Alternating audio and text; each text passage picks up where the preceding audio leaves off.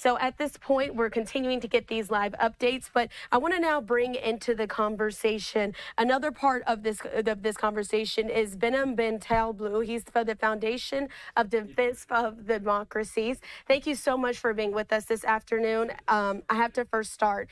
We got the notification earlier on this morning and early afternoon that Iran had attacked Israel. What were your initial thoughts as you heard that news come through?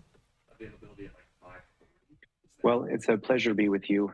Initially, I have to say, when you were comparing that bit of news to the past 2 or 3 weeks of what was going on in the Middle East, the Islamic Republic had essentially a proxy network that it had set up around Israel called a Ring of Fire, dismantled or defanged through a series of bold and escalatory Israeli military strikes against Lebanon, particularly against Hezbollah, where that is the crown jewel of Iran's terrorist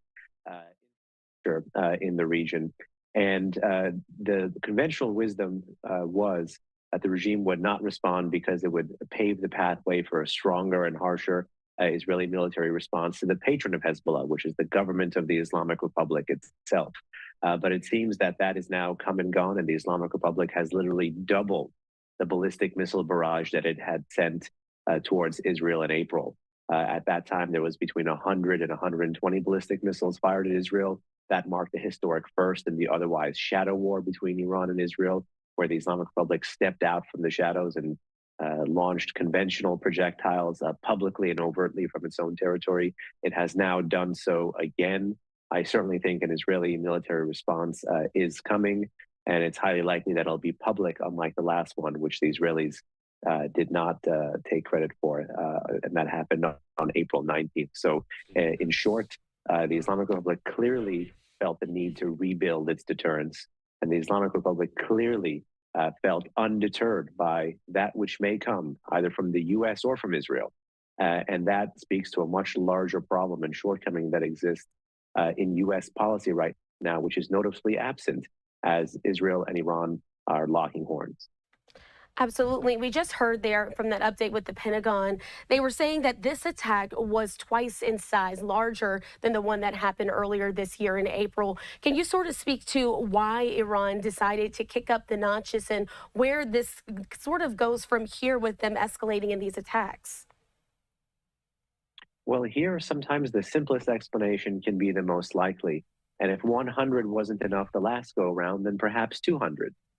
And indeed, military operations, no matter how limited or no matter how wide, are learning opportunities for both sides. And the Islamic Republic learned quite a bit about Israel's layered air and missile defenses, as well as the capabilities of America, the Europeans, and America's partners in the heartland of the Arab Middle East that were critical to that interception mission.